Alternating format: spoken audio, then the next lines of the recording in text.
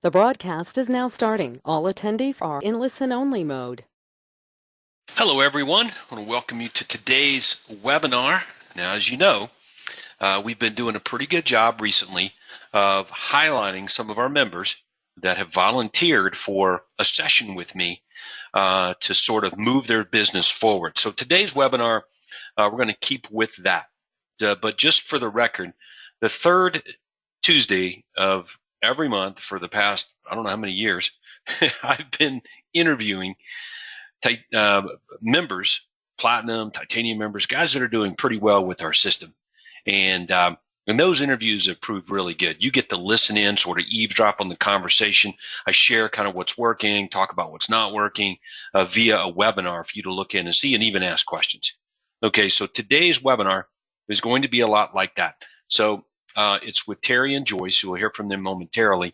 And they recently decided to become part of the Titanium Mastermind. So this is a really good session, I think, for you today, is to be able to see the questions that I would ask someone and the direction that I would give you if you're really wanting to move your business forward. So let me highlight it this way. If you really want to move your business forward, the first thing you have to do is be very, very clear on what it is that forward looks like. So what does the future look like for you? And that must be crystal clear now. Otherwise, it's likely that you won't really achieve what your ultimate goals are. They'll just remain goals.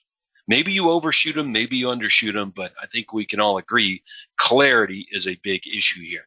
So before we get going with Terry and Joyce, let me share with you what's happening in the upcoming near future with Platinum and some training events. Okay, you probably heard via Facebook that there is an intensive team training OSA workshop coming up on June 27th in Marietta, Georgia.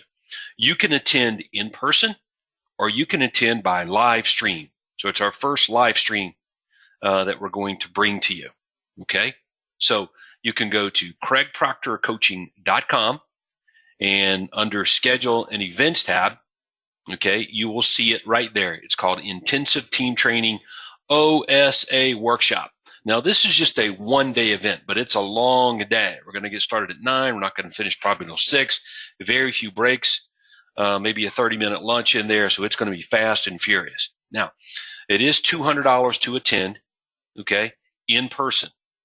Okay, so it's per person in person. All right. Now, if you want live stream, it's just $200 for you and your entire team. Okay, so probably a bit more economical if you're having to fly in and get hotels.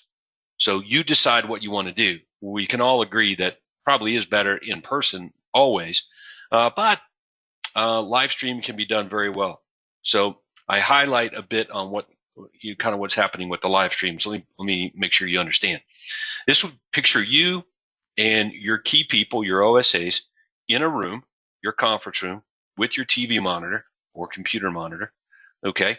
And when we hit the workshop, when we hit the go button, you're just going to be watching just like you were there, but you're going to be watching, which means I'm not going to be able to hear you. But we will have someone monitoring questions. So you'll be able to, through some electronic process, you'll be able to text in or chat in your comment or question. Someone will be monitoring that, and they will act as your mouthpiece in the room while it's going on. Okay, so we're gonna do it that way here from the get-go. Okay, so there you go. So you can pick. You can show up in person. That's a long day. It's basically 2 days worth of stuff crammed into one. It's $200. That's what it is per OSA. Okay, if you want to attend live and in person, totally up to you.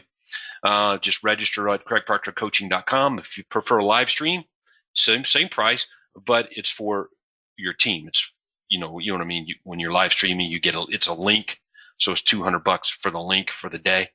So yes, I understand that's more economical. So you guys said for us to give it a go. So this is your chance to participate. So depending on how participation goes, will dictate what we do in the future with this. Okay. Now again, if you've never attended a platinum OSA workshop, you know that this is our most requested training event that we have available to members. Me personally training you and your team, just like you joined my team, from the time the leads show up for the lifetime of that client. Okay, and getting more business for them. So it's going to be really good. I'm hosting these myself. So there you go. Go to the schedule tab. Okay, click on events. You'll see the information there. If you have any questions, zip me an email, platinum@toddwalters.com, platinum@toddwalters.com, or you can call 678-436-8292. Okay, all right, well, there you go. Looking forward to seeing some of you in Atlanta and the rest of you maybe on a live stream, huh? Okay, so with that, let's get down to work. All right, Terry and Joyce. All right, now, I remember you guys came to my office, and that was the last time I saw you guys together, I believe. Did I see you at a conference together since then? I know I've seen Terry. No, just September of 2017, Joyce and I were at your office. That's right. So you guys won, yeah, you did. You won it. You won a TW for a day consult. So you guys came here. We had a great time. It was fun and productive, I think, as well. But I kind of want to get an update on it being productive. So you guys came. I don't know what your expectations were when you got here. We spent a whole day together, went through a lot of aspects in your business, what's working, what's not working, what your plans were, and that sort of thing. And if I remember, the thing I remember the most about it was that you guys were in Arizona, where your business was predominantly was, but you guys were wanting to do this a bit more from a different location, like in Florida. Is that right? That is correct. Yes. Okay, so you've got a business, a real estate sales team business in Arizona, but you're running it primarily from a different state, Florida, today. Yeah, that's correct. The whole idea is to allow us to work on our business versus in our business. Okay, good. All right. So since we met then, because I think you guys were kind of got the big idea, you were just starting to pull it off, and you were running into some issues there, so we worked through some of that stuff.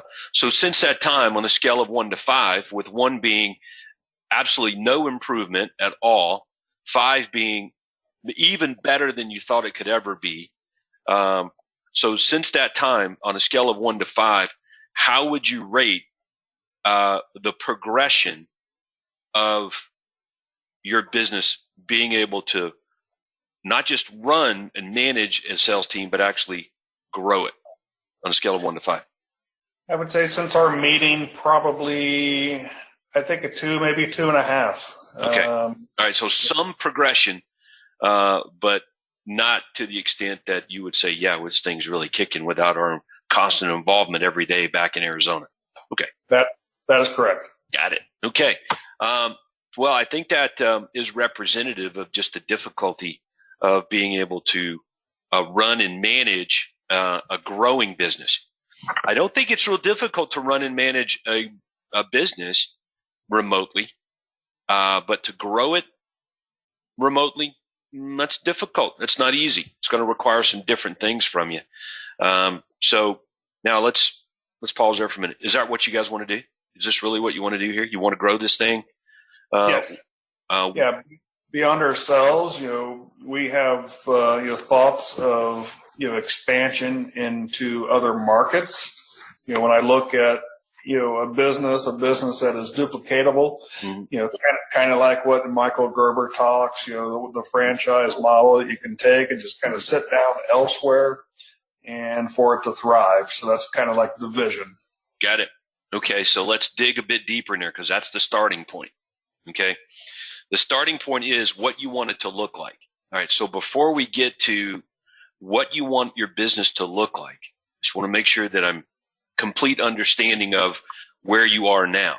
Okay, so number 1, you guys have a physical office in Arizona, or is this a virtual cloud-based brokerage? No, physical, bricks and mortar. Okay, so you got a physical space. All right. Now, how many people are involved in your real estate sales team business there in Arizona? I have 4 OSAs, 1 ISA, and then a office manager. Okay. All righty. Now, let's talk about you two guys. So you got Joyce and Terry here. What are your roles? Joyce is what we would consider the rainmaker. All of our marketing is all about Joyce. If someone, looked, they could find me, but, if you looked, you would never find a sale under my name. But of the approximately 1,000 homes we've sold, I've probably participated in quite a few, but our branding has always been about Joyce and for that to be consistent throughout the years. Okay. And you feel like that's all good? That's going okay, doing it that way right now? It has. The only problem is every time the phone rings, everybody wants to talk to Joyce. Yeah. Okay. All right. Well, I don't think that's a big problem. I think that's pretty easy to overcome. Okay. And you guys are obviously overcoming that. Okay. I guess. Is that an issue? Are you running into some train wrecks there, not being able to, or explaining to people that you quote, don't get Joyce? Not so much anymore. We started recently with the help of John and yourself last year with some transitions of Answer Connect and things like that. So it's been helpful now that really no phone calls are coming direct to me, where before if I answered the phone, it was a little hard to pass them off when they already made a connection with me. Okay, excellent. Yeah. All right. So me stepping out of that has helped, I think. Okay. All right, good. All right, so your gross commission income over the last year, and what do you want it to be this year? Where were you? Where are you going to end up this year? If things don't change much, and then where do we want to go over the next 3 years? Lay it out for me. Well, I'll take a step back here. So in 2016, we were living in Phoenix. So our GCI end of the year was 960,000. Represented about, if memory serves me, about 206 transactions. In 2017, so as we began this transition to Florida, our GCI ended up being 817,000. And, even though it was a decrease for us to be living long distance, I still believe that was a success. This year to date, we are 473,000 in GCI, representing 71 closed transactions. Currently have about 517,000 projected in contract right now. And this time a year ago, year to date in 2017, we were at 438,000 with 80 transactions. So a few more transactions, but less GCI. So we're a little higher in the GCI year to date at this moment. Slightly up over last year. Yes. Okay. All right. I get it. And that's pretty good. I mean, to get back to where you were after a pretty good disruption like that, especially with just the idea and not having it, you guys tell me if I'm wrong, but not having it really all that well planned out. Right. Yeah, that's I would pretty agree good. with that. Yeah. It's not bad, man. It's not bad at all. But I think it's a testament to you guys, just your resolve, your acumen, how you guys do things. That's all pretty good. All right. So I got that. I threw it up on the screen here. Just a quick reference. I'm using something I got from Jonathan LaHaye. Keep telling him. Yeah. Keep telling Jonathan, dude, you got your name wrong. It's actually Leahy. But he assures me he's got it right, as it. He says it's LaHaye. He said only people from the South in the United States call it Leahy. So I think he corrected you at the Anaheim conference. That's right. Yes. I'm sure he'll have to do it a few more times. So anyway, all right. So anyway, so I got this. This is a neat little worksheet that I use at times, with titanium guys and platinum members, just kind of putting in bullet points down on a piece of paper something to follow that you can share with everybody on your quote leadership team. All right, so I'm going to run through and kind of ask you guys some of these basic questions, and we'll kind of see where you are, and if you've got some deficiencies in these areas, just we can discuss it, but this will just be part of your ongoing establishment. Now, the reason I'm mentioning this is because if you're going to do this, you've got to really have, it's got to be absolutely clear on what you're wanting to do. And then you're just going to re-engineer backwards and make it happen. It's not any more complicated than that.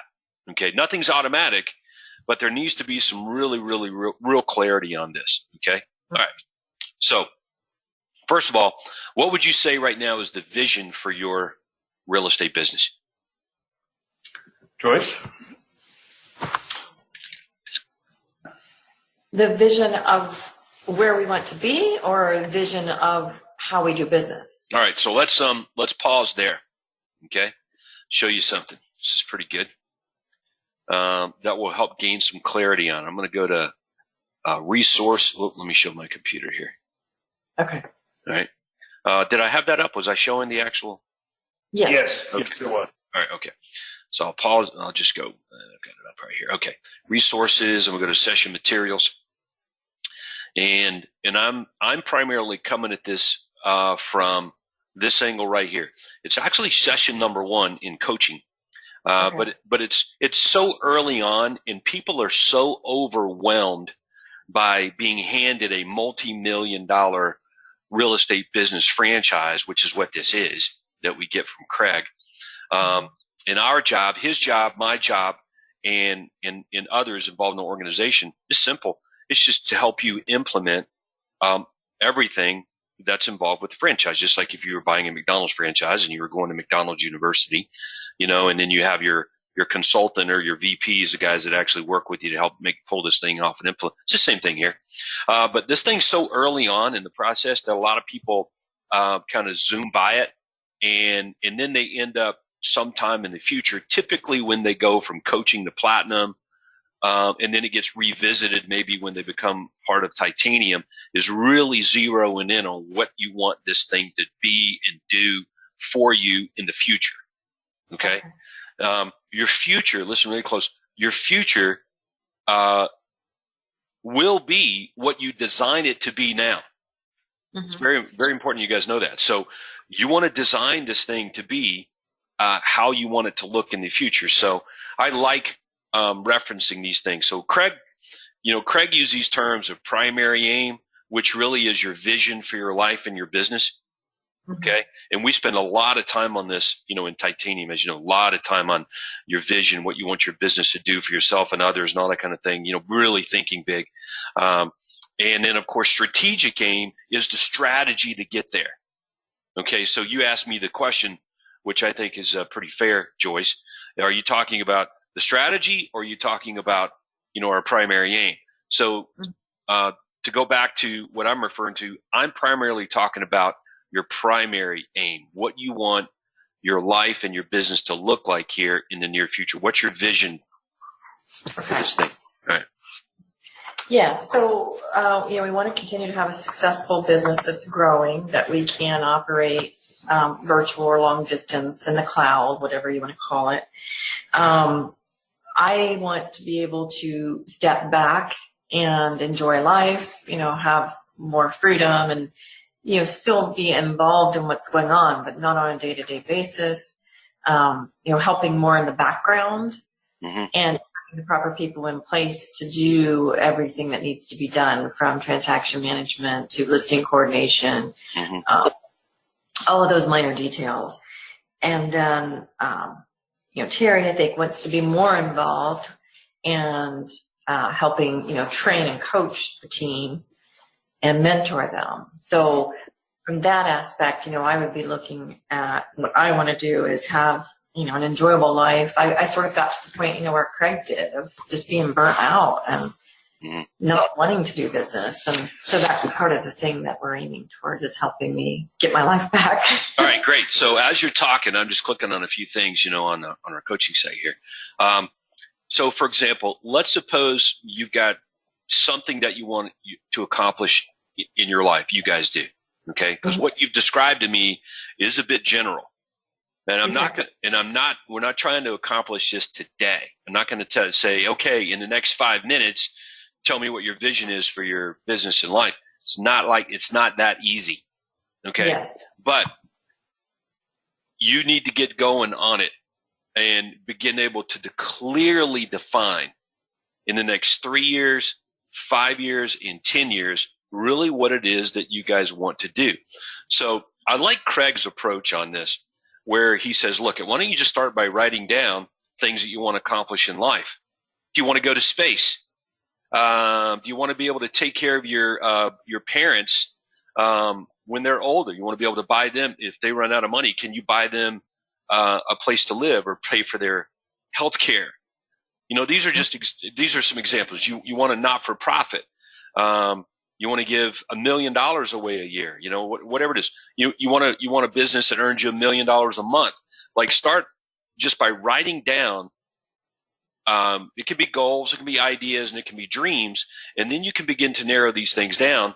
And then you'll see that your business is the vehicle to make all these things happen for yourself, but it's also going to be. You'll never be able to make all these things happen for yourself unless the business is actually making things happen for others first. That's what I mean by engineering it backwards. So, Okay. So this is some pretty good information, and I'm just giving you guys sort of some assignments here. Let's start to clear up what we really want the vision to be. So let me give you an example. So if somebody said, hey, Todd, what's your vision for your business? Okay. So if I was going to fill in the blanks here at the top, where it says vision, and I was going to write in the vision, and Jonathan didn't do that here on this worksheet, but I know he has it. Vision for my business is simple. It's to be the best place to work, to buy, and to sell real estate in the United States of America. The best. Which means now I'm looking at who does what out there. All these companies in competition, and you got companies that buy houses, you got companies that have great cultural influences. You got companies that offer stock options and other things to people. So if I want to be the best at it, if I want the company that is the best, then I've got to know what everybody else is doing, and I'm going to measure. I've got to have something that's better than that. Right? So I use a factor. It's called a 10x factor. It's my own little rule. What's 10 times better? So when I'm running Platinum with Craig here, that whole side of our business, I look at everything through that lens. What is 10 times better than any other trainer, coacher, system, anything that exists out there? We're on the front end of it, but how can ours be, quote, 10 times better? Not a little bit better or slightly better, or somebody says, yeah, that's a little better. No. Definitively better. So I use a 10x, 10 times better. So I'm just giving you guys some ideas here as you go to work on this thing. Your vision is something that people can rally around, and you're going to pitch it all the time to your team there in Arizona, your business. You're going to recruit people as a result of your big goal, your big vision. So as an example, there are a lot of people, if we let other people in on this webinar and they hear this, they're attracted to a message of we want to be the best, not second best or third. We want to be the best place to work, the best place to buy, and the best place to sell real estate at in the United States of America. Well, that's a head turner. People are like, well, yeah, I want to be part of something that's better than what I'm doing right now. So I want to encourage you guys to get there and better define that. So there's some helpful tools here on the coaching site to do that. So, and I give you a month, play around with it. Over time, it'll change. Let me give you an example. King Solomon says, without a vision, the people perish, which means that if they accomplish something, they've got to reset it. You've got to reset the vision. Great story back in ancient times. If you study, Middle Eastern history, when I forget the Persian king that went in and demolished Jerusalem, the city, broke all the walls down.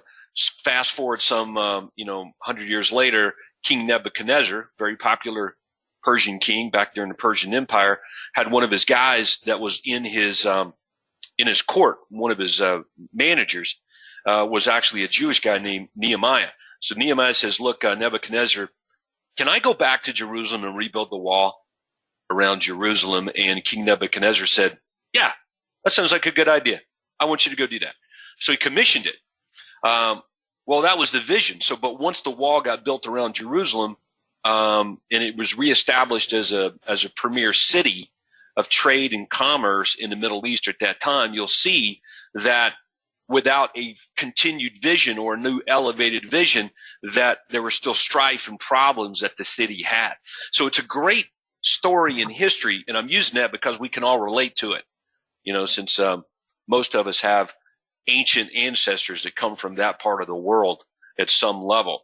It's interesting. It's the same way with businesses, man. Once you achieve, even if it's a small thinking vision, once you achieve it, you've got to be able to recognize that as a leader and reset it. Otherwise, it'll be overran.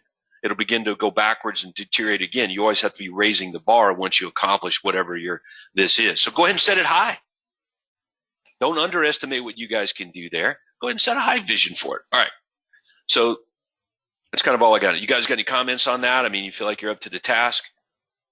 Yes, I just wanted to, you'd asked Joyce about, her vision, and I just kind of wanted to revisit that. It's along the same lines of what you're speaking about here. Mm-hmm. For me, it is a business that, literally runs from afar. We're about 1,900 miles from our physical location, but as I mentioned earlier, being able to duplicate that in other markets, have it fully systematized and, dependent on those systems and not, dependent on individuals per se. Mm-hmm.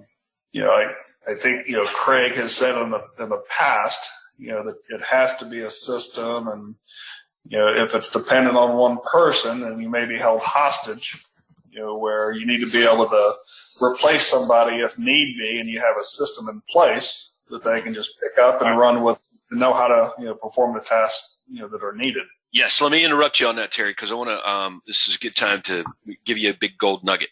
All right. The way real estate agents build businesses is different than the way other businesses out there in the world that accomplish ginormous, crazy things are built. And you just want to be aware of this so that you cannot do the things or avoid making the mistakes that most real estate agents make. Okay, so from where I sit and where Craig sits here, and we watch other people outside of our walls try to build a real estate agent business or a sales team business, this is how it's done. All right. They get really busy, so they bring on an assistant. Okay. And they basically tell the assistant on a continuing basis what to do. All right. They bring on another assistant. All right. Now they have two people that they're telling them what to do on a regular basis. They bring on agents because they have a bit more business than they can get to. So now they're telling two assistants what to do, and now they're telling an agent or two what they need to do as well. So, and then the agent, within a short period of time, listen really close, within a short period of time, their vision for their business is completely disrupted. They're even doing less and less of the sales, and now they're becoming almost managers or babysitters. So they lose the whole aspect of growth overall, and you see a grinding halt to the business. And then you begin to see turnover, and they get caught in the cycle of replacing assistants, replacing agents, and the business never really grows. That's not how businesses outside of the industry are really done. Okay, so let's suppose, go ahead. You've got some experience in this area, I think, right? Yeah, I think you just fully described our own personal experience with our business. Yeah. Okay. Yeah. This is why I'm mentioning it, because this you have to be aware of it. All right. So let's suppose you let's just look at something completely different. All right. You know what? You've got an idea for a great product to help real estate agents get business and manage the business they get so they can get more. Mm-hmm. Sound familiar? Okay. So you don't know how to build out or write code of any level. Okay. Mm-hmm. All right. And you don't really know who all the agents are that do all these things. So what you're going to do is you're going to bring people in and you're going to make them managers, not assistants, but managers. And you're going to help them build their team out to accomplish the things with operations, with sales and marketing, and with finance and administration, because that really every business is broken down really into three boxes. Okay. All right. Now that's not how it's done out there in the real estate world outside of our walls. And agents, okay, in our system that come up and make the mistakes that I just shared with you, that you said, yeah, we're guilty of those things. That means there's a bit of a disconnect in the early goings of building the business and designing it to work a certain way. You follow me? So the reason Craig on the coaching site starts with where'd it go here? Strategic aim and primary aim, and gaining real clarity on what your vision is for your business and your life is because you will make those mistakes. So I want you to think in terms of people as being in charge of something. So if you have to bring on an assistant and you're telling them kind of what they got to do, well, you're doing now your job and theirs. So something's got to go, which means you're going to compromise on your job, and their job's never really going to be done that great either. So your management system, as you build this thing out, is a separate issue. We're going to be dealing a lot with that at the next at our big conference coming up in the fall in Anaheim, which will be here before you know it. So you can put that to the side, but you do need a management system that you're going to have to work on. So number one is your vision, your gaining clarity on what you want this thing to look like. Number two on your assignment list is, what is our management system for empowering people to do big things, kind of being in charge, solving their own problems? Okay. And that will reveal, like, if you don't have people on the bus that can do these things, then they've kind of outlived their quote usefulness for you. But you don't just go out and fire people. You just want to be better at the hiring process. So that gets into the next thing on my list here, which is the values of your business. Core values. The reason the core values here, like on this little worksheet that we're looking at, that Jonathan filled out and sent to me, is simple. It's your filtering process. I did a podcast on this not too long ago. Sent it to all the platinum members. Don't know if you guys had a chance to listen to it, but your filtering process is your values. You're going to filter everyone you bring into your business through this. The DISC personal concept, that's a given. So you know what personality type they are. You know, if it's an admin person, maybe S and C's. But if you're looking for somebody to run and lead something, might need to be some high D in there, depending on what all of it is. Salespeople, high I's, high D's, you get all that. And then you've got their past experiences, which, you're looking for people with a certain kind of experience level. But if you just stop there, you're going to end up making big time hiring mistakes and end up having to undo someone that you brought on. In other words, fire them, and it sucks. So slow to hire, quick to fire is a way better process. The slow to hire process means is you just got to dig deeper to make sure that anybody you bring in your organization is filtered through your core values. And if you can't say, well, if you can't put a plus, let's look at Jonathan's here. Right here. Hunger for growth and learning. If that's Jonathan's deal, one of his core values, he only brings people into his organization that are hungry for personal growth and have the humility to understand that they don't know everything. Okay? So if he can't put a plus next to every person in his organization and the people he's bringing on, you can't bring them on. You got to go dig deeper to see if they either are a plus or a negative in that value. So that's why it's so important. When you build a business, it's a business of people, because people are required to run the systems and manage the systems, as you just said. So who are these people? Well, there you go. Core values. That's who they are. They represent all of them, not some of them, all of them. And now you're setting up a business to succeed long term, and you're going to have a lot less turnover. You get that one? All right. So where are you guys on a scale of 1 to 5, 1 being weak, 5 being strong, on really getting the core values kind of established for your business? We have our core values established. We recite them at our weekly meeting. We certainly try to live by them as best as we can. Are they the sole focus for hiring? I'd say we're dropping the ball there a bit. All right, good. All right, so that's just part of your process. Remember, the reason you have values, and I think, I shouldn't think. We know.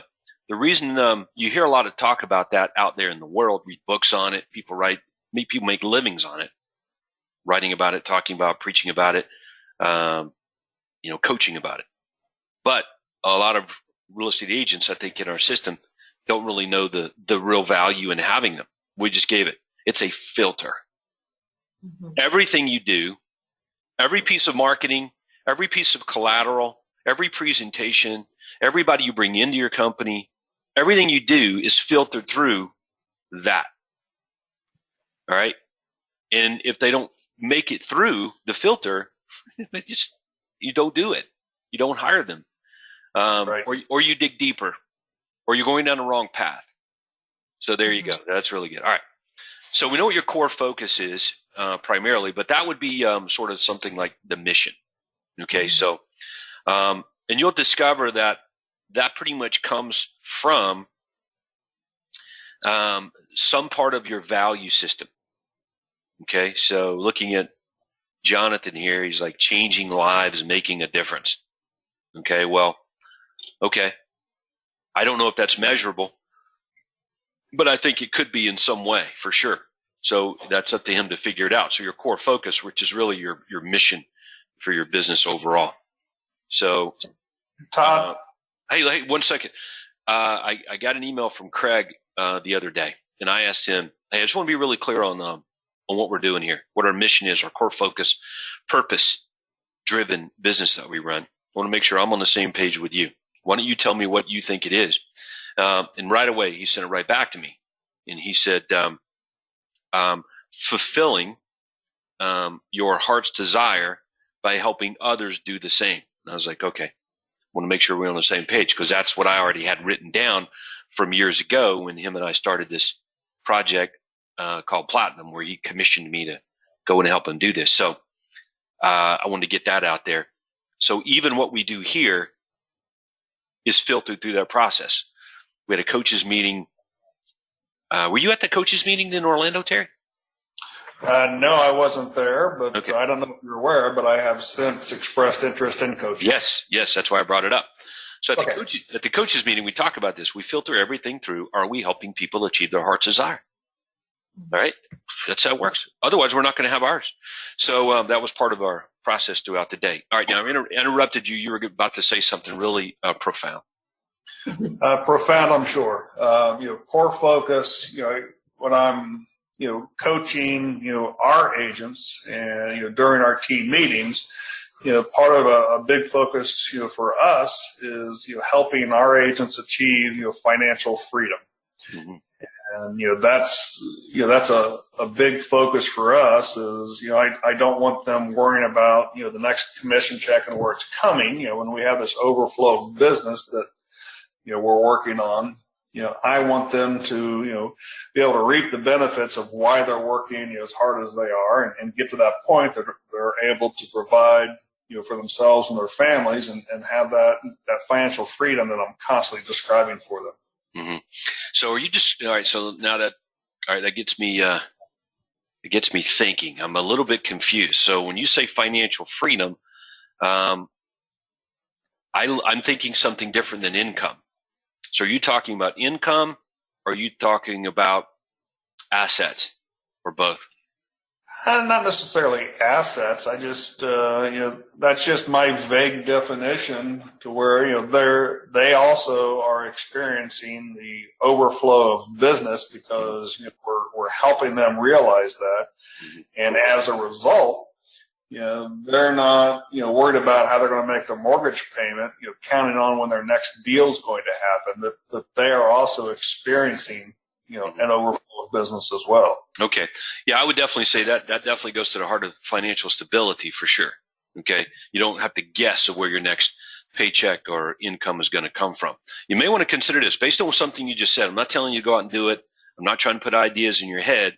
But if financial freedom, and really helping people totally elevate their lifestyle, not just based on income, but we'll call it assets, you might want to consider with all of your agents doing a self-employed pension. Yes, which we of course do. Okay, well, if you do it, then you can have them do it. So you get with your financial guy, he comes in. Every time you bring on an agent, you give them a SEP, all right? And they contribute to their self-employed pension. Just have them fill out a little card. They're going to do 5%, 2.5% or something of their commission checks going to go into their SEP. And then you can decide, or even build it into your deal, if there's some percentage of the money that the brokerage makes, you guys make, that can be deposited as well. All right. Okay. And me having a SEP would not tie me to your company, but you putting money into my SEP from the money that you make off of me, well, if I leave you, I lose that. I can take the set, but I lose that. I lose my contributor. So that might just be just based on what you told me so far about your values, what you're looking for, what you're looking to do with your team, your long-term goals. You may want to consider a bit more of that culturally could help you. All right, let's look at a couple other things here. 10-year target. This is difficult. It's not a 10-year plan. There's no such thing because it's hard to plan out anything for 10 years, as you guys know. We have hard enough planning out what we're going to do tomorrow. Mm-hmm. So planning out 10 years. Whew. But you could set a target. Like, what do you want this thing to look like in 10 years? Fast forward in a decade, what is it going to look like? All right. And then you get to re-engineer that backwards to 3 years, which is a biggie. That's called your 3-year picture. And if you look over here on the right-hand side, Jonathan did a pretty good job here of his 3-year picture, including the thing that he has to measure weekly to know if he's on track for it or not. Okay, because there's a certain percentage of growth. So if you're going to grow your business by 10% a year, 50% a year, like in order to achieve this goal in 3 years, and then you and I get to work together and analyze it even further. Is it even possible for your marketplace to be able to accomplish that just there? Or is it going to require expansion of your business into other areas or acquisition of other businesses like a mortgage company or a title company in order to achieve it? You know what I mean? So all of that stuff gets factored in to your plans for immediacy. In other words, what you're going to set out to do now. So let's sidestep this for a minute, just as a gold nugget. You guys have to be nimble. You've got to be able to be quick to adjust and make changes in things to keep your business on track. I'll give you an example. For me, I remember when I had my real estate sales team quite clear that when my business began to get off track, the thing that I had a little strategy that I would use personally to jump in and impact the business. And here's what I would do. The first thing I would do is I would make sure that we had the right number of appointments. So if we're short on them, I would jump in, I'd pick up the phone, and I would call to get appointments. That would be number one. Number two, I didn't do anything solo. So people that were responsible for getting appointments would shadow me because they're not getting enough of them. They're falling down on the goals. That's why I'm having to get in there to keep the business moving toward the right outcome. And then I would turn right around and say, okay, you go, you make the call, and I'd shadow them. And I would learn instantly whether this person that's shadowing me and I'm shadowing them that I hired is going to be able to help me achieve my goals for the business. And you'll know it right away. And then you get to make a decision. So if you're a high I and you manage from personality, you're probably saying, well, over time they'll change or I can change them. If you're a high D, you're probably saying this guy is out now because he does not have it at all and I just don't want to mess with it. Okay? Probably some in-between approach. You're trying to see if they have the skill set to be able to grow within that time. So that was one strategy of it. Number two was I did the same thing on appointments. So I'm booking appointments. I would go on them, but I'd take somebody with me, and then I would book an appointment, and I would go with them. So the shadowing aspect is good, but doing the work when it's needed was good as well. And that kept my business on track, moving towards the goals that I had placed within a short term. Okay, and that kept me on track for my long-term goals. And I learned about the people that I was empowering during that process as well. So I just want to mention that to you as a gold nugget. The reason I'm doing that, you guys are long distance. Yes. Yeah, exactly. And, I try to travel on average about, once a month, to go back and, visit the team, do some shadowing, go on appointments if we're short on OSAs at the moment. So, that's what I do on a monthly basis is just trying to stay in front of them. Got it. Okay, so if we stick on this 3-year picture and we're kind of scrolling down and we're just using this little worksheet, and I'd recommend you guys do the same. Once you have your measurables of what you're going to track on a monthly basis, weekly basis, that's going to tell you whether you're on track to achieve or not on track to achieve. All right. And if you're off track to achieve, that's an issue. You've got to make really good work here of your issues list. We're going to cover that here momentarily. Okay. All right. But the thing that's really going to help you see this picture clearly is what it's going to look like. And you can see from this little list here that Jonathan did, this is how many agents, this is how many admin people, and that's all based on your personal experience of how you do things. It'll change. Like you may need more outside sales, you may need less OSAs. I don't know, but at least it gives you an clear idea of what this thing will look like in 3 years. So I would encourage you guys to get laser focused on designing the business, and that's the purpose of today's session. Designing it. If we're going to go do it, let's design it. All right. You already got issues, man. You probably need more appointments. You probably need some people. You probably need some more listings. There's some other things going on in your business. I get all that. Okay. Dude, trust me, that shit ain't ever going away. Okay. There's always going to be some problems, some issues.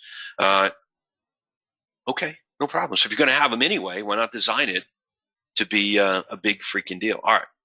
So on a scale of 1 to 5, 1 being weak, 5 being strong, how do you guys think you've done with laying out a good, clear 3-year picture for your business in writing like you see here?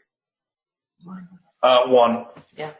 Okay, good. So we're making some progress today for sure. Mm-hmm. Okay. Absolutely. All right, good. Okay. All right, now the thing that drives the business is marketing.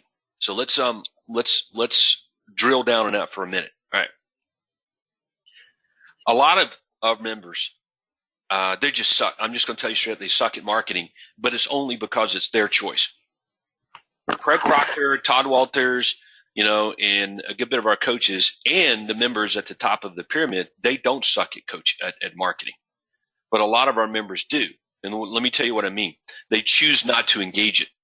What they choose is the easy way out. They choose to buy leads.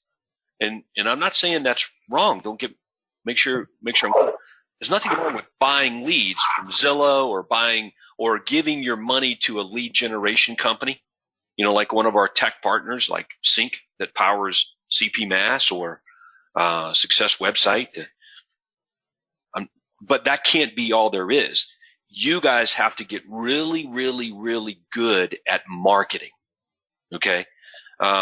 If you're going to get in bed 100% of buying leads from Zillow, from, Google or lead generation company or something like that, you're just subject to their rules and regulations. So overnight, they could just change their business model. So you want to get really good at marketing. I'll give you just one quick example. You remember in Orlando, I laid out a list of all the things that should happen when you list a house. I said, when you list a home, these are all the places it should be advertised in immediately. And there was about 9 different places to run the ad. And then I said, and when the thing sells, you keep running the ad. You just may have to modify it slightly. But it's going to be even better because when it sells, you're more knowledgeable about what it is people wanted and didn't want around that particular listing. So you're able to write the perfect ad, and then you continue to run it, and you can multiply it and leverage it all these different ways. So that was one example. So I'm mentioning this to you guys because the better you are at marketing, the more problems you'll be able to solve way faster. Okay, so the marketing strategy here will probably include buying some leads. Okay, no problem, but it needs to go a bit deeper than that as well. So on a scale of 1 to 5, with 1 being weak, 5 being super strong, do you have more business than you guys can get to right now? No. Okay. All right. Well, that would be a marketing issue. Yeah, and we do, when I, look at marketing, we do consistently, farm about 10,000 homes. Geographic farming. Mm-hmm. So you've limited. All right. So in all fairness, you've limited your business to 10,000 people. Yeah, and that's, And that's actually quite a step because we were at about 6,000. So recently we added 4. So yeah. So, and that could look, that could be way more than enough for you to achieve anything you want to accomplish in the next 3 years or beyond. But it could also not be. It just depends on who your target market is, like the time frame for moving. I've noticed from recent surveys that I've read is that where people were moving about every 7 to 7.5 years, the numbers inched up to over 8 years. The last survey I read for the United States of America. So that means that we may have to extend our numbers or change market areas or something like that. I'm just giving you guys a heads up. So this is something that we'll always work on. My strategy is to always implement a marketing system, but with emphasis on just getting more out of your existing systems. And you guys have noticed that's what we do. Like the referral marketing system, there's if you really broke the whole thing down, there's like 5, 6, 8 different parts to it. And most people in our system are doing 1, maybe 2 of them. The guys at the top of the pyramid that you've met are doing more and more and more of all parts of the system, hence hundreds of thousands, even 7-figure incomes just from the referral business. So yeah, you can plus pretty much all the things that you're doing right now. And when we get together face to face, that's going to make up a good bit of what we're going to do. Without more business than you guys can get to, it's not going to grow. Yeah, and that's where we're falling short. You know, we definitely have a need for, you know, more, you know, OSAs on the team. Good. Okay, so yeah, you're going to, to achieve what you guys are laying out here. Yeah, absolutely. Let's talk about this unique, because I talked about target market. Okay, and this is worth saying too. I'm doing this for your benefit too, since you're interested in being a coach. Look at session 2. Session 2 as a coaching member. This is another one that kind of zooms right past new members when they come in, but when they join Platinum, it gets revisited, and becomes even a deeper point of focus in the business. So you've got this marketing formula called message to market to media match. So if you're going to be really, really good at marketing, that is a formula you're going to take ownership of. Okay, and the easiest way to apply it is just being laser focused on who your target market is. So you don't want to have one ad that fits everyone, okay? But you want to have an ad that fits someone specifically, which means you're going to have several different ads. Because if you're working with first-time buyers, you're working with move-ups, move-downs, people that had a death in the family need to sell the house, people that had a new birth in the family need to sell their home, buy another one. All those things will make up all parts of your business. So just look at your marketing that way. Hey, if that's a real opportunity in your marketplace, say move downs, okay, or people coming in from Canada buying homes in Arizona, if that's a real viable part of your business, then you have a marketing campaign for that. You have ads for them. Okay, too many of our members are trying to be all things to all people with one ad, and it ain't going to work. So laser focused on selecting your target market starts with identifying who the target market person is. So if you were talking to a new coaching member and you said something like this, they may say, well, I just need buyers. Yeah, I want to work with all buyers. I want to work with all sellers. It's like, that's not true, but you've got to help narrow it down to the biggest and best opportunities. Here's how I do that. So Joyce and Terry, where did your last 5 transactions come from? Last 7 transactions. And you lay it out there for me. Okay, well, we got 3 transactions from this. We got 2 deals from this, 1 deal from that. That list just is a clue of who to target. So for example, if your last 5 closings, 2/3 of 3 of them came from referral and returning business, as example. Okay, well, that's pretty easy. Your target market's going to be everybody in your databases. Okay, and you already have the leads, so we're going to go back in to come back and buy, invest in real estate, and refer business to you. It's pretty simple. So it's easy. I'm cheating basically of identifying a target market, and that requires a specific marketing system just for those guys. I'm just laying this out there for you as we get into working on the ins and outs of marketing strategy. All right. Next, uniques. This is a biggie. Okay, so your uniques, what I want you guys to do is I want you to look around at your competitors in your marketplace. Look at what they're doing and what they're offering and how they're doing things. So I was talking to some other members recently in your market. And I said, look, you can't let the competition come in and start giving you clues of what you should have been doing a long time ago. If that's how your business is being ran, then you don't have your 3-year picture laid out or these kinds of things. So, for example, in your market, what do you guys got? Open Door and all those guys coming in there buying houses. Zillow's getting ready to cherry pick your marketplace, and Las Vegas specifically to come in and do that as well. There's reasons for it. Okay. Yes. All right. So I'll help you out with it. Most homeowners in your marketplace start out as buyers. When they get ready to sell their home, they typically start out as a buyer. That's more than 50%. But you're also in a marketplace that has a large number of people that when they sell the house, like they're out. They're moving away or moving down. Okay? So, but most homeowners typically start out as buyers. Okay? So I would think a unique element to your business should be targeting buyers with houses to sell with the very specific message of, we can get you your price so you can buy the home that you will need to buy. You don't have to take less money. Go ahead. That was something that was mentioned at the last event in Orlando, which our geographic farming has typically targeted sellers, but then this gold nugget came out that most sellers began as buyers, and it just started to make me think, wow, yeah. So we're falling short on those type of marketing things. Okay, well, why don't you just write this down as an initiative? Okay, and that'll get us to the next thing I want to share with you guys is just basically initiative. So, an initiative, or as Gino calls it, rocks, quarterly initiatives. I call them big, hairy, audacious goals.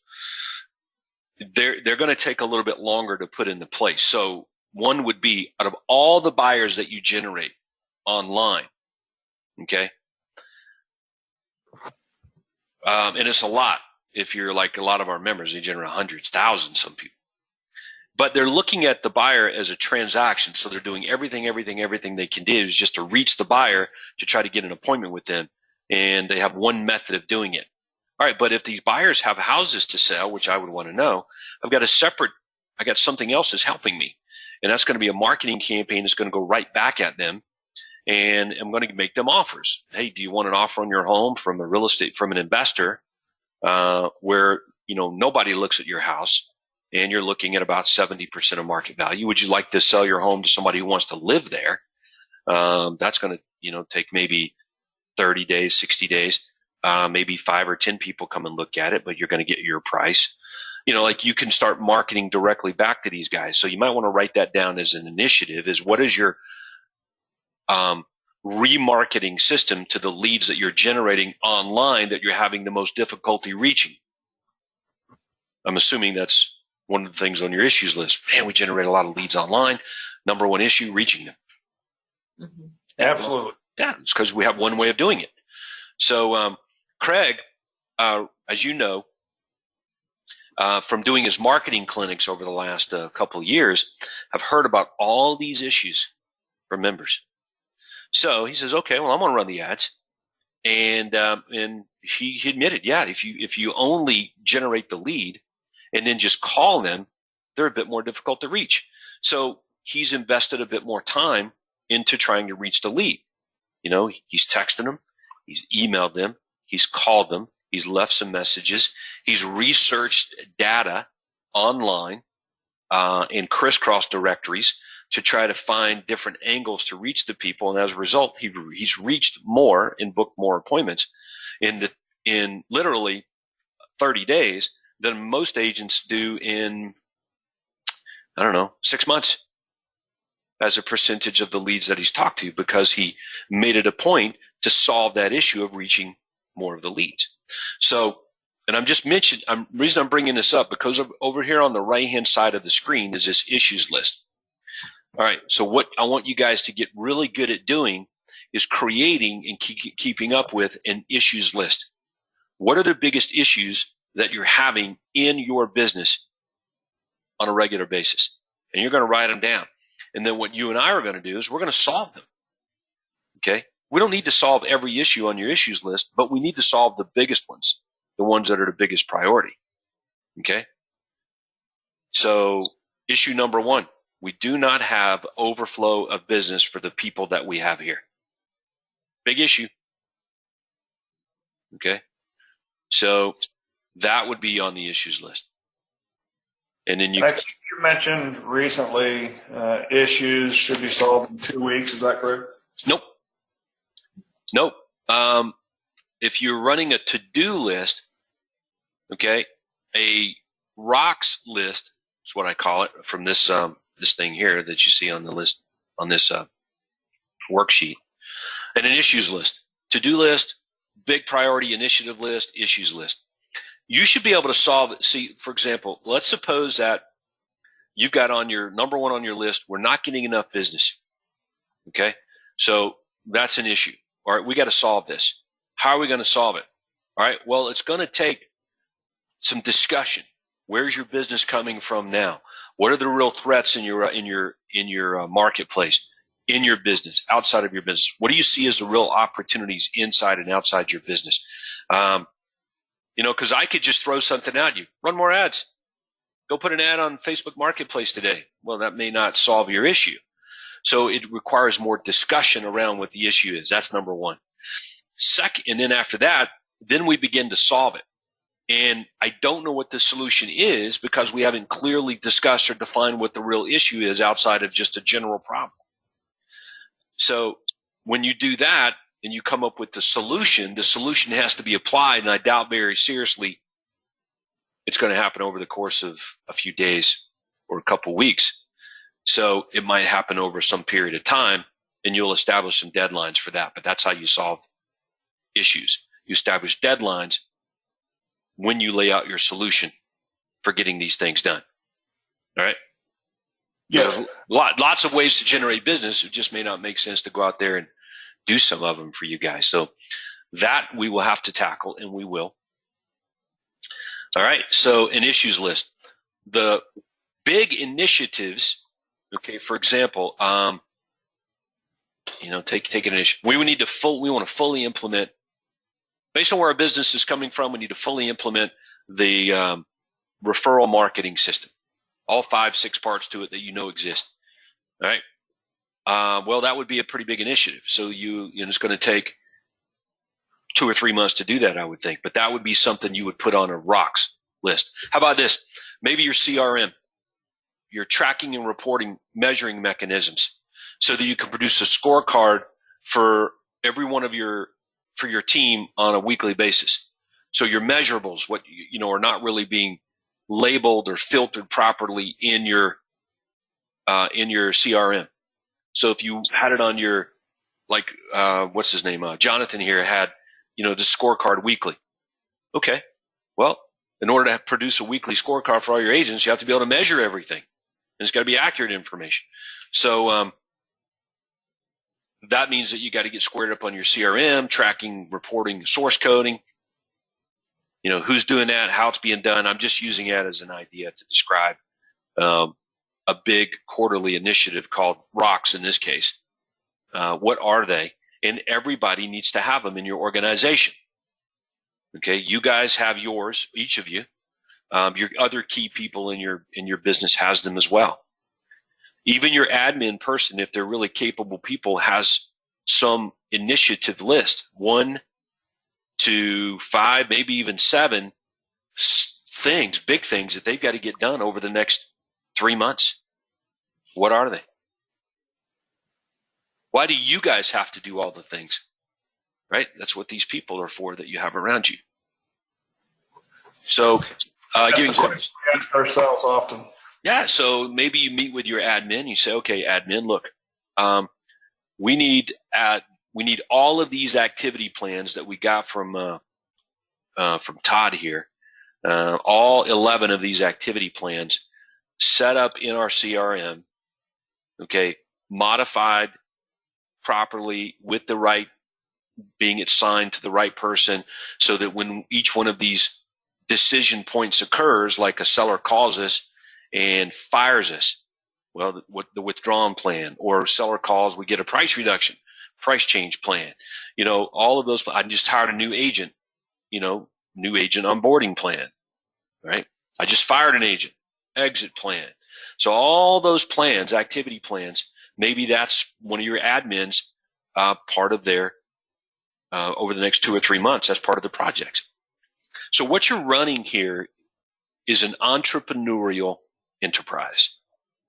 So you got to have more people in your business acting out or acting like entrepreneurs. Okay.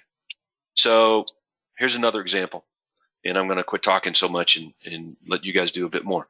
But customer service manager says, Todd, you want me to communicate with all of our people, but I'm having a hard time doing it. What about if I developed an app, and every single one of our clients, they get an application or an app on their phone, and we push notifications through that, things that they need to know or don't want to do. Now I can communicate with a lot more people in a much shorter period of time. Okay. And we increase our connectedness rate. I'm like, brilliant, go do it. All right. If you don't have those kinds of thinkers in your organization, you're limited in the scope of being able to really fast-paced grow this thing. Would you agree? Absolutely. Okay. All righty. So these worksheets here that I gave you, you can find these on the coaching site in the file library under Platinum Business Plans. Platinum Business Plans. So if I went there and I go to Platinum Business Plans, there they go. So this is part of your first assignment. So you guys are going to come to my office. We're going to have all these kind of laid out there, and you're going to be quite amazed with how things are becoming clearly laid out, and your issues list gets built pretty quick, like just from this sort of exercise. Yes. All right, now one more thing I'll throw at you. It's a scorecard. So if we look at this weekly scorecard here, ID 1951, let me blow it up. A lot of people are trying to improve the productivity of their sales team members. Okay. So one of the I come out of sports. I was a big sports guy growing up. Played baseball, played football, basketball, tennis, golf. I played it all. And whenever we played anything, there was score that was being kept. So when I got into the real estate business and got connected up with Craig early on, I learned how the importance of scorekeeping. With yourself, you've got to have something that you're playing against. And the people that you bring in your organization, what are they being measured against? So everybody tends to play differently when you keep score. So I would recommend that you quickly put together a scorecard and decide what your goals are, okay, and then begin to have a scorecard that all of your agents are participating in, okay? Either they're, so like who's leading, who's not leading, everybody can see, everybody plays differently when you keep score, right? So what percentage are they, are they accomplishing on getting buyers signed to agreements, buyers actually under contract to buy a house? Same thing with listings, all the things you want to measure against, what you want to measure. Okay, now that's the first process. The second process is to reward and award around that. Okay, so you're going to reward and award what you want around what you want. You want more referrals, reward and award around that. You want more 5-star reviews, reward and award around that. You want more repeat customers, reward and award around that. Okay, you want higher conversion rates, reward and award around that. You want more commission, reward and award around that. Whatever it is that you want more of, that you're falling short on right now, just reward and award around that with all your people openly. Scoring mechanism, and when you get together in your meetings, you've heard Craig talk about the money bag. Oh, yes. Okay. So you can see that this is a pretty good method for doing that. Somebody in your organization is going to keep up with this, measure all these things, produce a scorecard on a weekly basis. It would be a game changer for you. In Anaheim, I had Jim Betrayal and a few other guys get up and show their scorecards, and they actually showed the before and after stories. Before we were keeping score, after we were keeping score, look at the changes in business since then. Whew, freaking game changer, dude. Yeah, I got a great idea from Jim Betrayal, which is exactly what you're speaking of. When I spent the day at John Reeves' office, and Jim was actually there as well, and he went all over the scorecard and the change that it's made with his team. All right, let me point out another obvious thing that you're doing, but I just want to be on record on it. You've made it a point to get out of your office environment and go and meet with and visit with and hang out with more of our members. And at all levels of success, people that were willing to share, you made it a point to go talk to them, ask questions and that sort of thing. You don't want to stop doing that. The thing that's missing from the members in our program, Terry, the members in our system, shouldn't say program because it really is like a franchise. The members in our system that are struggling the most are the ones that don't invest enough of their time into masterminding and hanging out with the members that are doing pretty well.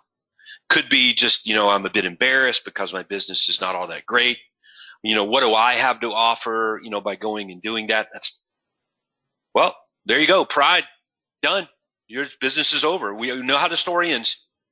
So breaking that down and going out there and learning from others is a big deal. It's the best decision I ever made in my entire life is when my broker said, well, you should go see him. When I was 21 years old, when I said I thought I could make $1 million in this business or more selling real estate, he laughed. I pointed to the guy that was doing it, number one RE/MAX agent, and my broker said, well, you should go see him. Best thing I ever did. No pride. I wanted my business and life to be a certain way, and it requires having some humility to be able to reach out there and mastermind with people that are achieving the things that you want to achieve. So kudos to you for doing that. Yeah, that's who I want to hang out with. I want to, hang out with people who are doing, much better than I. How better can you learn? So yes, I've visited with John Reeves and I've visited with Rudy Kasuma. All righty. So that's what I had on my agenda for you today, to get your feet on a path to really build something special. Okay? To really build something special. Those are the requirements. We got to build this thing on some rock solid foundation. It requires absolute clarity to do it. All the issues that you have, we'll solve them. Solve every one of them. You can see it. You can see it across the landscape in our members. The people that make a decision to solve their issues and they take our advice on doing it, they solve them.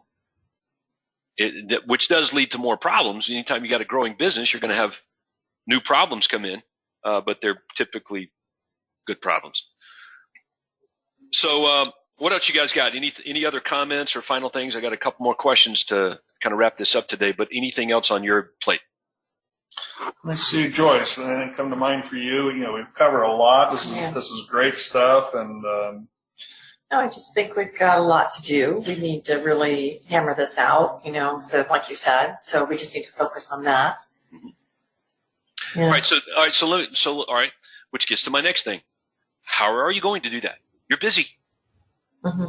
Right? The tendency is we hang up the phone right now. We just end our session. You guys go back to work. Mm-hmm. You got agents waiting on you. You got leads that need to be tended to. You got deals that need to get processed and things like that. So you guys have to establish now a system for working on your business to move it forward. Mm-hmm. All right. So whatever that is. Conference. Yeah. What's that? You said after every conference, now you're going to go back to the real estate office and just go back to, hey, you got a minute and all that sort of stuff.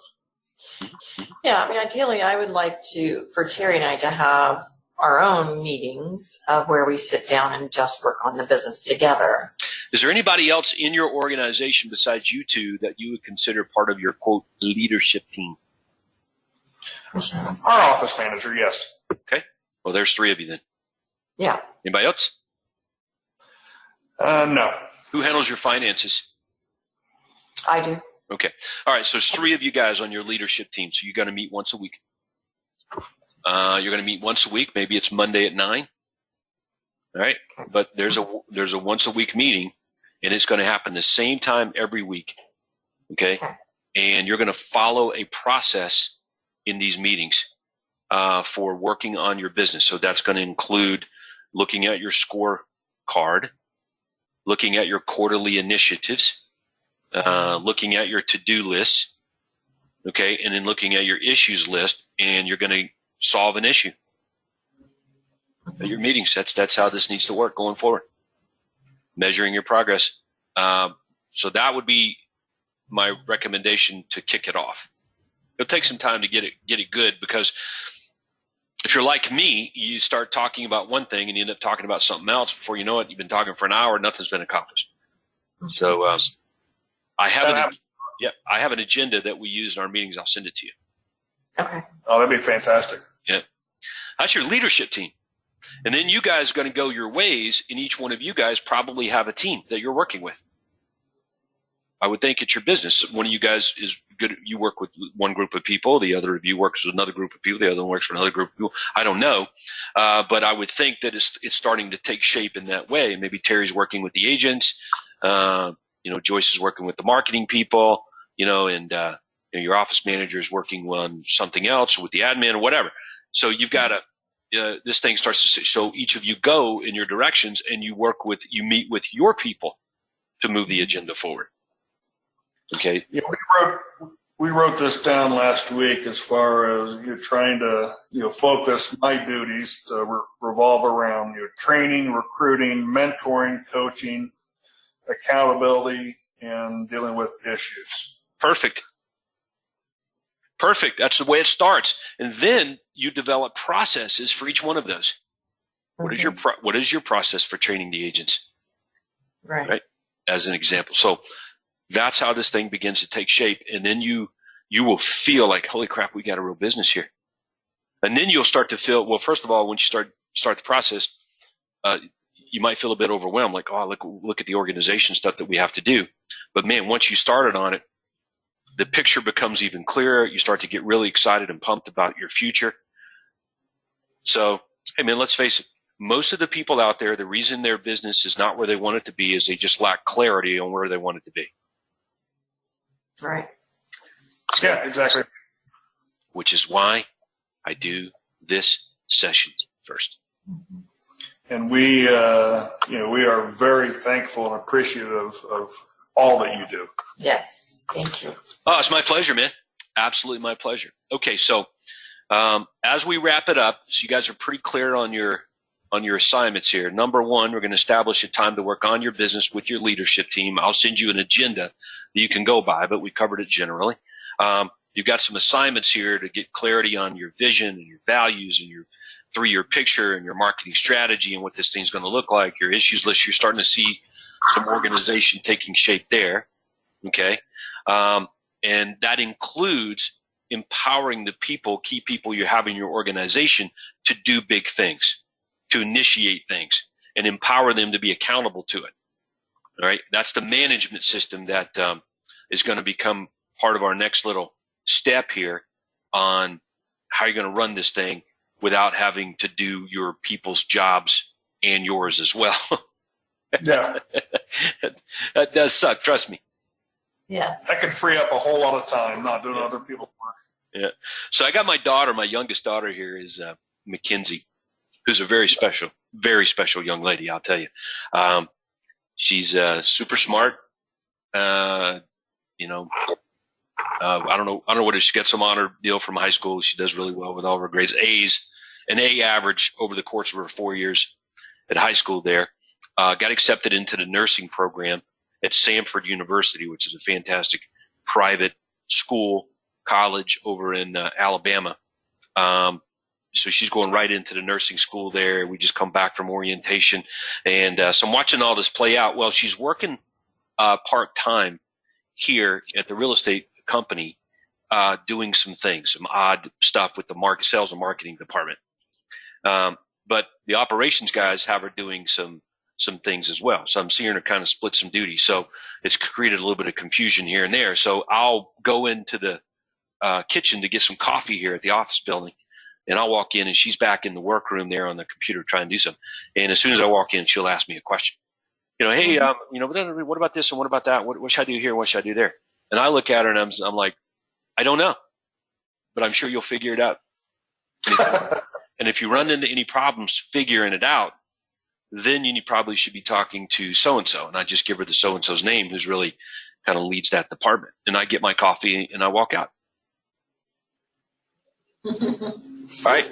Now, Yep. that sounds like, it's pretty easy to say that, but many of us are absolutely guilty of walking in, butting our nose in what it is that's supposed to be done, and then telling them how to do it, to the point of we've spent now 30 minutes on the process, or running, or me saying, and then I go upstairs to the other person, like in this case, maybe it's Judy that's got her on this project, and getting involved in it.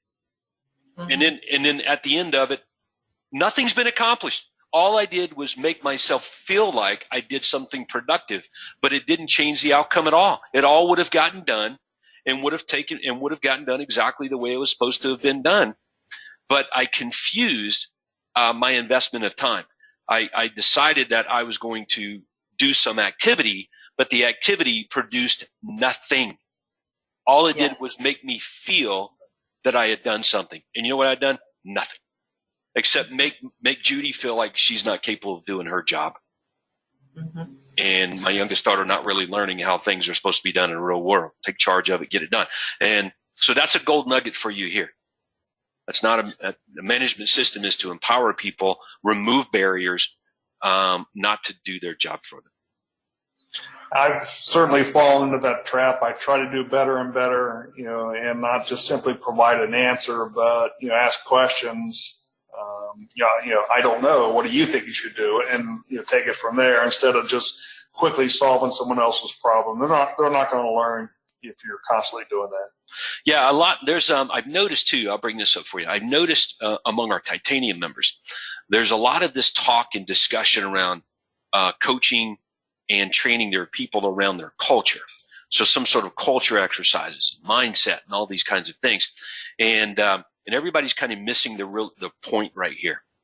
The point is to empower people to be their own little business inside your business. And that above just about anything else you will do will elevate the overall culture of your landscape. Okay, so if you want a more productive business, is to help people become more productive. And that's just simply done by empowerment. That's a management system. So that's I'm noticing. So when we get together when I get together with all the titanium guys, next time I see them, I think in August, in Atlanta at our advance there, that's going to be the thing I'm going to drill down on. I was like, look, you guys are confusing culture with empowerment. And you can accomplish a lot more growth and productivity by your management system versus, smoke and mirrors of culture and making everybody feel good. What it's doing is making the leader feel like they're doing something, but in reality, nothing really is getting accomplished. Does that make sense to me? Mm-hmm. Yeah, it's almost like it has the opposite effect. You got it. You got it exactly. It's exactly right. So when it comes to confusing activity, or I should say this, confusing productivity with activity, okay, they're not the same. Being active and being productive, two different things. So it doesn't just go for you. It goes for the people in your business as well. Yes. Yeah, we're familiar with that too, being busy versus productive. All right. Okay, well, that's about as much information as I can dispense today and keep you guys on a path of being productive. Anything else before I wrap it up? No, we're really looking forward to this journey together, and I've definitely enjoyed the 2+ years that we've been together, and just looking forward to taking it to the next level. Well, I'm impressed with your big goals. Grow this business. And basically not be there all the time. I'm impressed by that. I'm wondering why more people don't do it, because we know the story. Craig Proctor one day walks into his real estate company, gets some boxes out, and packs up all his stuff. And people are coming in like, Craig, what are you doing? He goes, well, I'm leaving. And you're like, where are you going? He goes, I'm going home. And he basically packs all of his stuff up and he leaves his real estate company and he goes home and he starts working from home. That's it. And he said, that is really when my business began to really become a business. All right, and that story was certainly a true inspiration, for us. Yep. Well, good. It inspires me. All right, guys. So let's wrap it up there. Do me a favor. Just kind of zip me an email with the summary of all of these things that we kind of went through today. Okay.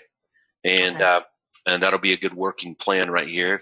And we'll connect back up shortly to see how you're doing with it. Is that cool? Fantastic. Yeah. We are on it. Thank you so much. Yeah, thank you. All right, guys, go get them. Go sell big. We'll see you. Okay. All right, Todd. Thanks. All right, bye. Okay, I want to thank Terry and Joyce for participating in that and allowing everyone in our system here to be able to watch and make a lot of notes and make a lot of questions. We kind of run out of time today for a lot of questions, but we have them all. So I can assure you we'll kind of run through them and get some answers back to you on a few of these things that you guys have asked. All right. So maybe I could do that on Facebook. Oh, incidentally, if you haven't seen on the Platinum Facebook page yet, I posted quite a bit of stuff over the weekend. I was catching up on some work, thought I'd jump on there and let you guys know that I uploaded quite a few of our sessions and PowerPoints and materials to the CraigParkerCoaching.com website. So you can see all of that at the Platinum Facebook page. Go check it out. And I want to remind you again, all right, that the workshop, the Intensive Team Training OSA Workshop, June 27th in Marietta, Georgia. You can attend in person or you can attend by live stream. That means you can stay at home in your office. You can watch it just like you were there. Not quite the same, but you get it. So, but I want to remind you again, it is a couple $100 per attendee to show up in person. But yes, you're right. It's $200 for the live stream link, which means you can have your team, your admin people, your team in the room for the day at your office. And so if you've got travel expenses, airfare and hotel, well, that's a way better deal for you. But it is a bit different than being in person. Wouldn't you agree? Okay, well, so hence the lesser fee. Plus, we're just trying to bring this to you and make sure we do a good job of getting everything covered. So, questions about it? Call me 678-436-8292 or email platinum@toddwalters.com. Welcome to do that. And of course, you should get to the schedule tab and the events tab and sign up, register. As we get registrations, we send the links out for the live streaming and of course your confirmation for attending in person. Okay, so there we go. Thanks again, guys. And I should say it was great seeing all of you in Orlando. What a great system mega conference. Thanks for all the comments and feedback on that. It was great. Craig and I really appreciate that. Looking forward to the next big conference coming up here. And when's October, the Millionaire Agent Maker Conference. Not too soon to be getting all set up for that one. All right. With it, let's wrap this up. Get back to work. And thanks again for all of you, all the energy and effort, time you guys are putting into working on your business. And we appreciate you being a part of our system. We're just beginning to make history. Wouldn't you agree? This is the #1 real estate agent business building system in history. No question about it. So let's put it to work. Talk to you guys soon. See ya.